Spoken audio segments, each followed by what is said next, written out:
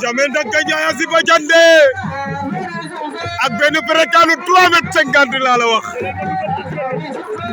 quel André de Jamenda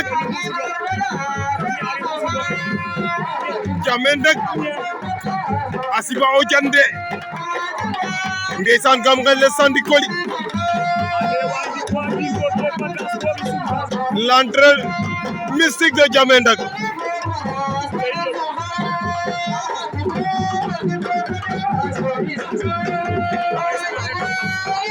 Jamenda nga ngay saraxe ndox ma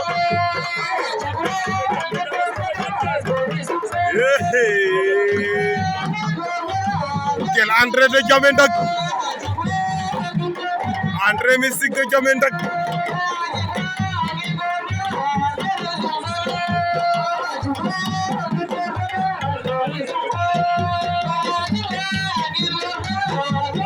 Jamenda Gandiaye